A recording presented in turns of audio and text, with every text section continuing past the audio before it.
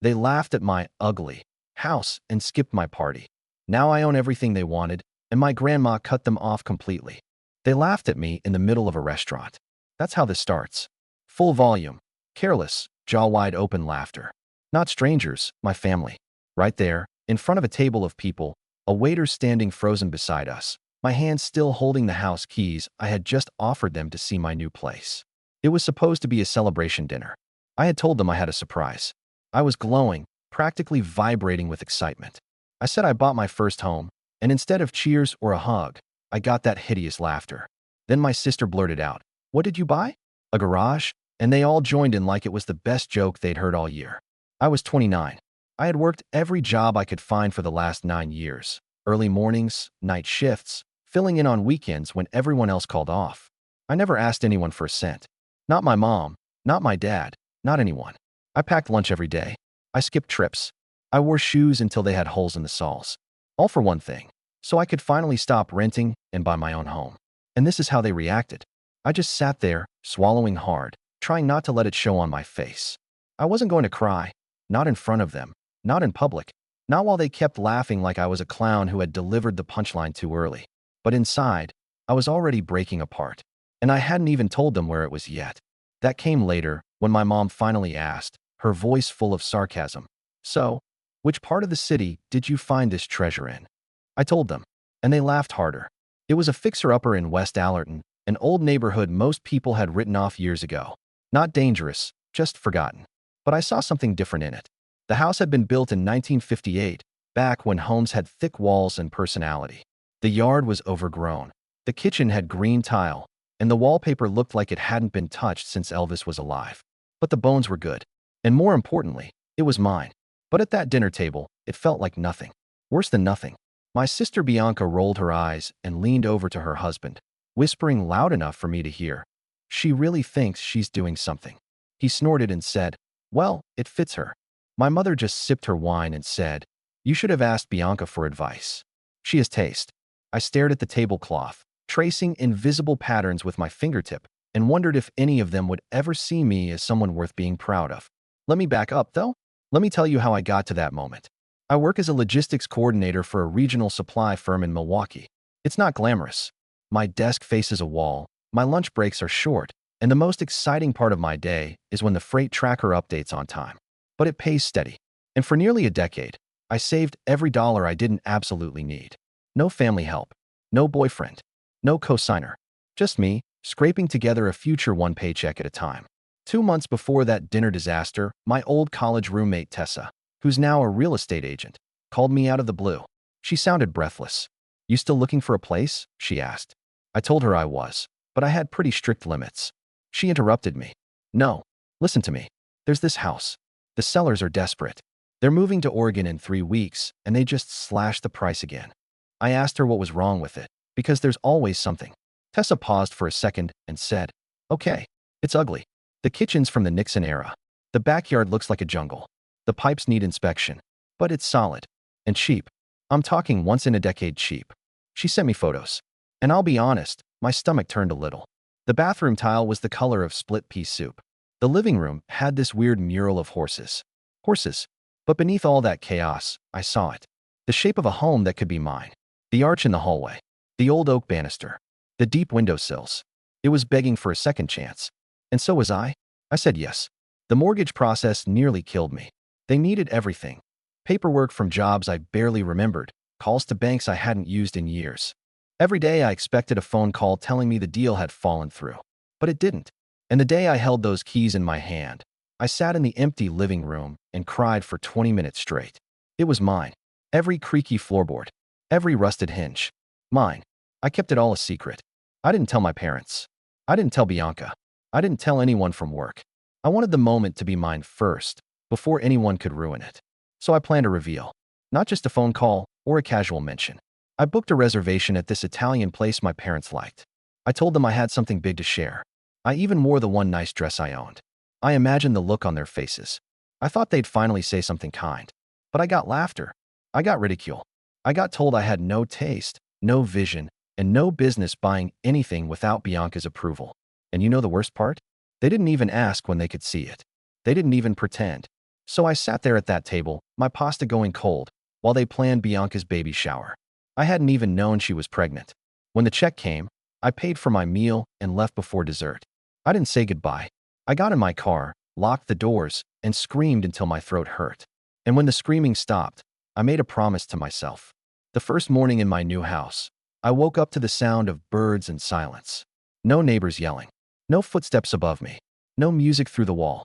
Just the creak of old pipes and the hum of something real, something mine. It didn't matter that the floorboards needed refinishing or that the kitchen smelled like damp linoleum. I had slept on an air mattress in the center of an empty living room, and I had never felt more powerful in my life. But that feeling didn't last long. I told myself that I wouldn't let their laughter live in my head, but it crept in anyway. Every time I looked at the cracked tiles, I heard Bianca's voice again. She really thinks she's doing something. I tried turning up music to drown it out, but even the bass couldn't cover the echoes of that dinner. They were planted like rot in the drywall. So I got to work. I ripped down the ancient wallpaper in the dining room, only to find another layer underneath. Pink, floral, and sticky with decades of sadness. It took me 2 full weekends just to get to the original wall. I bled through my gloves, pulled something in my shoulder, and almost set my microwave on fire trying to strip paint with a heat gun I didn't know how to use. I worked like someone possessed. Because I was. The first time I sent Tessa a photo of the living room with fresh paint and a rug, she replied with a single line. Holy hell, it actually looks expensive. That was all I needed to keep going. The place was slowly becoming unrecognizable. I swapped out light fixtures one by one. I taught myself how to retile a bathroom with a YouTube video and a rented wet saw. I went to bed every night sore, bruised, and covered in dust. But when I woke up, I felt like I was waking up in a promise I had made to myself years ago. Then, out of nowhere, my mom texted me. No greeting. No apology. Just, when is Bianca's baby shower RSVP due? I stared at the screen, waiting for something more. Maybe a follow-up. Maybe a check-in. Nothing came. That was it. No mention of my house. No questions about how the renovations were going. No acknowledgement that I had disappeared from family dinner for nearly a month. I replied, I don't know. I'm not invited. A full day passed before she replied. You can come. It's open. That's when it hit me. Open. Like a public event. Not family. Just whoever. I didn't respond. The next week, Bianca posted a photo of her baby registry on social media. I wasn't tagged, but she made sure to list everything in ridiculous detail. A luxury bassinet, $900. Designer wall decals, $500. A crystal lamp shaped like a swan. And in the comments? My parents, gushing. You deserve the best. We'll take care of the stroller, darling. You've always had such exquisite taste. I sat on my porch that night with a bottle of cheap wine and scrolled through every comment until my thumb hurt. Not once did I see my name. So I decided to host a housewarming. I cleaned like a madwoman. I scrubbed the baseboards with a toothbrush. I ordered catering from Rocco's Bistro, their favorite Italian place. I got lasagna for Dad, gnocchi for Mom, Caesar salad for Bianca. I bought 2 kinds of wine, opened the good candles, and even spent money I didn't really have on fresh flowers.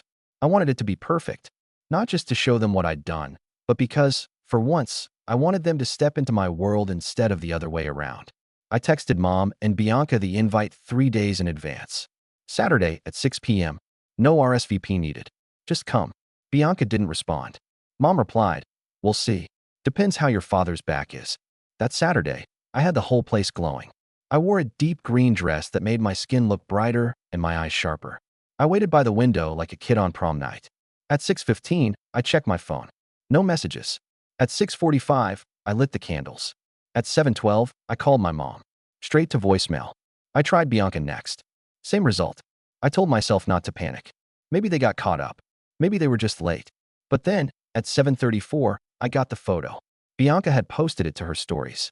Her, my parents, Darren, and Darren's parents all sitting in some candlelit booth at a steakhouse uptown. Glasses raised. Everyone smiling. The caption read, much better vibes here. No mention of me. I nearly dropped my phone. I stood in the middle of my perfectly lit, perfectly arranged dining room, surrounded by untouched food and flickering light. And for the second time in 6 weeks, I cried like someone had punched a hole through my chest. I didn't understand it. I had done everything right. I had worked. I had saved. I had asked for nothing. And when I finally had something of my own, they spat on it like it was a joke. Like I was the joke. The doorbell rang while I was still wiping my face. I opened it expecting no one. But there she was, Grandma May. Raincoat over her shoulders, purse in one hand, something wrapped in silver paper in the other. Traffic was a nightmare, she said. But I made it. She stepped inside, looked around, and froze. Her eyes scanned the room. Fresh paint, clean lines, soft light, and then landed on me. You've been crying. I nodded. She asked me if anyone else came. I shook my head. She said nothing for a long moment. Then she handed me the gift. Inside was a tall, delicate porcelain vase with hand-painted gold vines. I recognized it immediately. It had always sat on her fireplace growing up, something she never let anyone touch. This, she said, is for people who build things themselves. I placed it on my table without saying a word. Then I told her what happened, about the photo, the caption, the silence. Her jaw clenched tighter with every detail. She didn't ask for their side of the story. She didn't play devil's advocate. She didn't say, maybe they didn't mean it like that. She simply said, I should have done this a long time ago. Then she reached into her purse and pulled out a large brown envelope. I didn't know what was inside yet, but the way her hand trembled, I could feel something big was coming. The envelope felt heavier than paper should. I could feel something strange inside, like it was humming. Grandma May didn't speak while I held it. She just watched me, eyes steady, hands folded on her lap. I sat down on the couch, unsealed it slowly, and pulled out the papers. At first, I didn't understand what I was looking at. There was a deed at the top, official, notarized, legal. My name was on it. Vanessa, my full name. The property listed was a small lake house in Elkhart Lake, about 2 hours from Milwaukee. I remembered it vaguely from when I was little, rustic, quiet, surrounded by trees. I hadn't been there in over a decade. I looked up at Grandma May, blinking like I'd just woken up underwater. This is yours now, she said, her voice calm but firm. I transferred the deed last week. I was going to wait until my birthday to surprise you, but tonight seems appropriate. My throat closed up. I couldn't speak. She continued before I could stop her. That house is fully paid off. It's worth a little over 400 grand now, mostly because of the location. I was going to split the inheritance down the middle. You know, property for you, cash for Bianca. But after tonight, I've changed my mind. She leaned back in the chair, her eyes locked on me like a judge passing sentence. She gets nothing. I was frozen, not because of the money, or the house, or even the shock, but because I finally understood something. For the first time in my life, someone had looked at what I did, what I built, and decided it mattered. That I mattered. Why now? I finally asked her. She gave me the kind of smile that doesn't soften anything. Because watching you fight for a dream they mocked made me furious. And watching them toast their champagne while you waited alone in this beautiful place made me ashamed. I didn't realize I was crying until I saw drops hitting the deed in my lap. Then she reached into her purse again, this time pulling out a checkbook. I started shaking my head before she even opened it. You've already done enough. But she wasn't asking.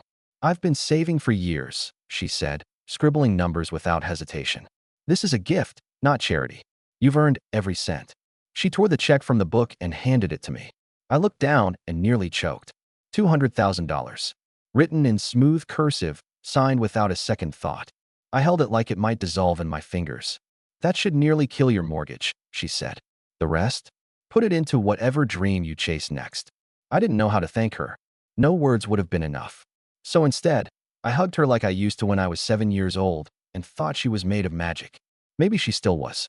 She stayed for another hour. We drank wine, talked about the lake house, and avoided the topic of Bianca like it was a curse that could break the spell. But when it was time to go, she turned to me at the door and said, "Post the photo." "What photo?" "The one we're about to take," she said. "You and me, holding that deed. Post it tonight." I stared at her. "You want me to rub it in their faces?" "No," she said. "I want you to tell the truth.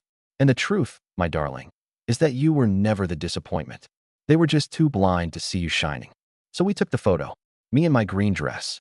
Her in her raincoat. Both of us holding the deed like it was a trophy. I posted it with a caption that simply read, "Some gifts are more than money. Some love is louder than blood. Thank you, Grandma May." I expected a few likes. A couple of comments from coworkers, maybe. I didn't expect what happened next. By morning, my phone was in meltdown. Over 70 messages. Dozens of shares. DMs from people I hadn't spoken to in years. My cousin Alicia commented, "Holy crap, this is what real family looks like."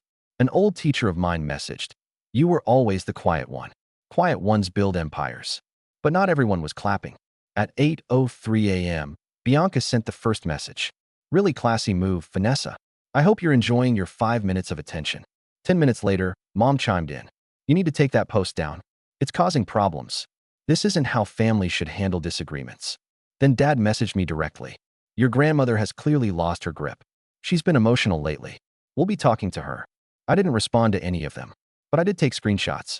Every word, every guilt trip, every insult, because something told me this was far from over. Later that afternoon, a number I didn't recognize called my phone. I almost didn't pick up, but curiosity got me. It was Darren's mother. Young lady. She began without even saying hello. I don't know what game you think you're playing, but this behavior is shameful. Excuse me. You humiliated Bianca in front of the entire extended family. And now this post? It's petty. Vindictive. Bianca's pregnant, Vanessa. She doesn't need this stress. My jaw clenched. She wasn't too stressed to post steakhouse photos while I sat alone. There was a pause.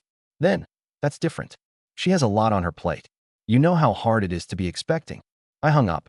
That night, someone pounded on my door around 9 p.m. It was my father. No call. No warning. Just him standing on my porch with a grim expression. I didn't let him in.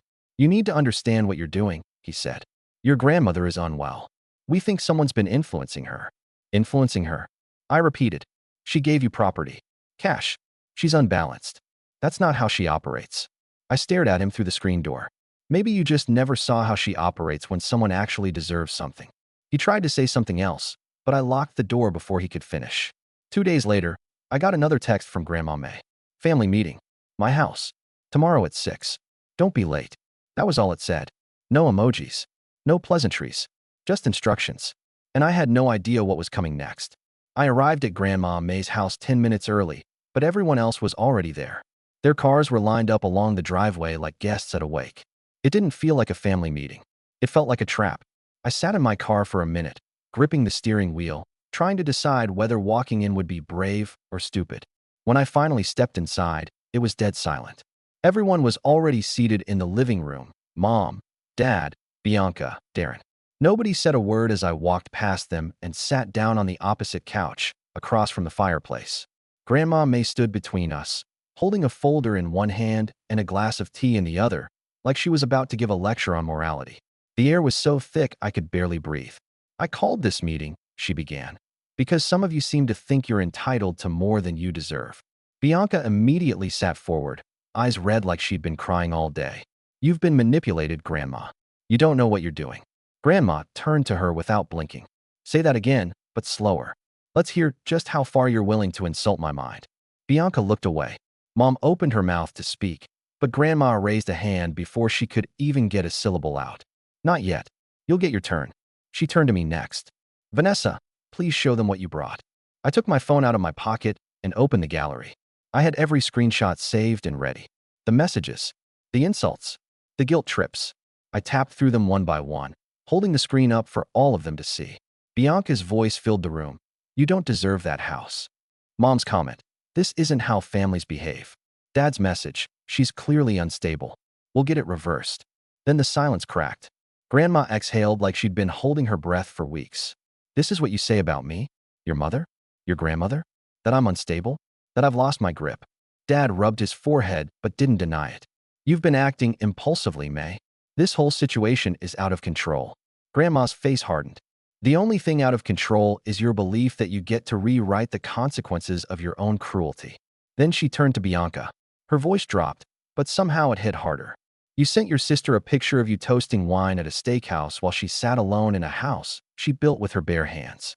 And then, when she receives a gift from me, you accuse her of manipulation. What exactly were you hoping to get out of that? Bianca's face was pink now. She tried to look shocked, like she couldn't believe she was being scolded. I'm pregnant, she said quietly.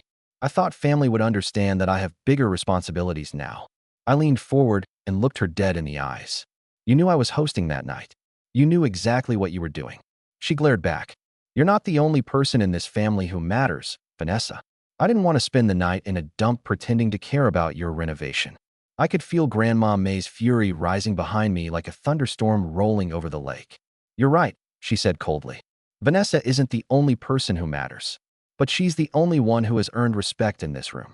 Then she walked to the mantel, opened the folder in her hands, and pulled out 2 new documents. I want to make something very clear. These are amendments to my will. Bianca, you are no longer entitled to anything under my estate. Darren, that applies to you as well. Greg, Cynthia, you will inherit only my personal belongings. The rest, including my financial holdings, will go to Vanessa. The room broke into chaos. Mom stood up, voice rising like sirens. You can't do this. You're not thinking straight. You're acting like you hate your own daughter. I'm acting, Grandma snapped, like someone who's done being manipulated. Dad looked like he wanted to melt into the couch. Bianca was crying now, loud, dramatic, like a soap opera meltdown. This is disgusting. You're rewarding her for what? For throwing a tantrum online. I finally stood up. No, I'm being rewarded because I worked when no one saw me. Because I stayed quiet while you all celebrated each other. Because I never asked for a damn thing and still got mocked the one time I reached for something. Bianca pointed at me like a child accusing someone of stealing candy. She doesn't even want a family. She just wants attention. She posted that photo for strangers. Grandma stepped in front of her like a shield. No, she posted that photo for herself. Because sometimes, when your own blood leaves you out in the cold, you need the world to remind you you're not invisible. I saw something shift in Dad's eyes then, something brittle, like shame. But it was too late for apologies. The meeting ended with doors slamming and no hugs. Bianca stormed out first, sobbing into her hands. Darren followed without a word. My parents lingered, standing near the doorway like they didn't know how to leave. Grandma didn't even see them out. She just turned to me and whispered, "You okay?" I nodded. But I wasn't. Because something had changed forever. The next morning, I got a knock on my apartment door. When I opened it, I didn't recognize the woman standing there right away. But then it clicked. Darren's mother. Dressed in black like she was attending a funeral. "You did this," she said. "No hello. No greeting. Just blame." I didn't respond. She shoved an envelope into my hands. "You want to destroy your family? Congratulations. Here's another piece of mail that proves it." When I opened it later, it was a lawyer's notice. Darren and Bianca were contesting Grandma May's will, trying to claim undue influence, trying to drag me into court. But I wasn't scared, because I had truth, evidence, and for the first time, someone in my corner who saw everything clearly. May called me later that day, voice calm as ever. "Let them try," she said. "They've already lost the only thing that mattered." And she was right, because power didn't come from the house. It didn't come from the money. It came from knowing I didn't need them anymore. For 3 days straight, I kept waiting for the sound of a second shoe hitting the floor. Every time I walked past my front door, I expected to see a subpoena wedged in the frame. Every time my phone buzzed, I braced myself for more legal threats. I couldn't sleep. I barely ate. Even Grandma May's calm voice on the phone didn't settle me this time. "They're bluffing," she kept saying. "They know they don't have a case." But even knowing she was probably right, I couldn't shake the feeling that someone was still digging, still planning, still desperate enough to push this one step too far. And then, on Friday morning, I got the email that confirmed it. It came from a private investigator. I sat at my kitchen table, still in pajamas, staring at the screen like the words might rearrange themselves into something less horrifying. The investigator had been hired, probably by Darren, maybe by Mom, maybe by both, to look into my financial history, my employment records, even my college transcripts. They had tried to find anything they could use to prove I was manipulating Grandma May for money. And when that didn't work, they went after May directly. The email included photos, zoomed-in shots of her outside her church, at the grocery store, sitting on a park bench near the retirement center. The file attached to the email was titled Mental Fitness Concerns. I nearly vomited right there on the floor. They were trying to declare her unfit. Not just challenge the will, erase it. That was their play. That was the second shoe. I called her immediately, trying to stay calm, trying not to make my panic obvious. She answered on the second ring. "I know," she said before I could speak. "I've already seen it." My voice cracked. "You're not scared?" "I'm furious," she said. "And I'm going to end this." I asked her what she meant, but she only said one thing before hanging up. "Be at the lake house by 7. Bring your phone, but don't post anything." Yet, I was there by 6:40, heart pounding like I was walking into a battlefield. She met me outside with a folder, 2 lawn chairs, and a bottle of cold white wine. I didn't ask questions. I just followed her to the edge of the dock. For 10 minutes, we sat in silence, watching the sky turn gold over the water. Then she spoke. "They always thought I was weak," she said. "Your mother, your sister, even your father. They thought because I kept quiet, I wasn't watching. But I have watched for years. I saw who helped and who took. I saw who cared and who calculated. She handed me the folder. Inside were medical evaluations, 3 of them, each from a separate doctor, all recent. Each document clearly confirming she was of sound mind and fully capable of handling her affairs. I got those done last month, she said, because I saw this coming. I looked at her, overwhelmed. You're 3 steps ahead of them. She nodded, then added, I'm not finished. The next morning, she posted a video. Not me. Not on my account. On hers. She didn't ask for permission. She didn't send a draft. She just uploaded it. 10 minutes. 1 take. No cuts. She sat in her living room, the deed to the lake house on one side, a cup of tea on the other. And she spoke like the matriarch she had always pretended not to be. She told the story from the beginning. About the night I hosted the housewarming party. About the texts, the dinner, the photo Bianca posted. She pulled no punches. She named names. She quoted messages. She told the world exactly what had been said and done. And then she dropped the bomb. She explained the legal threats, the investigator, the attempt to declare her mentally unfit. She ended with a sentence that burned itself into my memory. If the only way to keep peace is to reward cruelty, then I choose war. The video went viral overnight. Not just because of the drama, but because something about it hit people in the gut. It felt like justice, spoken in soft tones by a woman who had been underestimated one too many times. By Monday morning, local news had picked it up. By Wednesday, an attorney called us, one we didn't hire, saying he wanted to represent May pro bono if they pushed forward with the competency hearing. But they didn't, because something had shifted. Darren deleted all his social media within 48 hours. Bianca set hers to private. My parents didn't respond to the video publicly, but I know they saw it. Everyone saw it. I thought that would be the end of it. I thought the chaos would finally settle. But I was wrong. Because 2 weeks later, I got another envelope. This time, it wasn't from an investigator. It was from a lawyer, May's lawyer. A new will. Signed. Witnessed. Notarized. Effective immediately. I didn't understand what I was reading at first. The lake house, the trust, and her other properties that hadn't changed. But there was something new. May was appointing me as her medical and financial power of attorney. Effective immediately. She had already filed it with the county and submitted copies to her doctors, her bank, and her assisted living center. I'm old, she told me, but I'm not done. And I need someone at the table who's not afraid to throw the damn table. I didn't know whether to cry or laugh. But then she added something that made my blood run cold. Bianca's not pregnant. I blinked. What? She lied. There's no baby. There never was. I couldn't speak. I just sat there, frozen, heart pounding in my chest. She told her husband she had a miscarriage. She told her mother it was stress. But the truth is, she lied to win sympathy, to make me feel guilty, to manipulate me into giving her more. I stared at May, stunned. How do you know? She slipped. At the lawyer's office. Said something she didn't mean to. Then she got quiet. Her own husband called me later, in tears. Said he didn't know who she was anymore. The shock settled over me like concrete. Everything made sense now. The urgency. The crocodile tears. The demands. She had fabricated a child to try and steal a house. That was the final twist. Not the legal threats. Not the social media fallout. Not the investigators. It was the lie at the center of everything. A fake pregnancy to justify cruelty.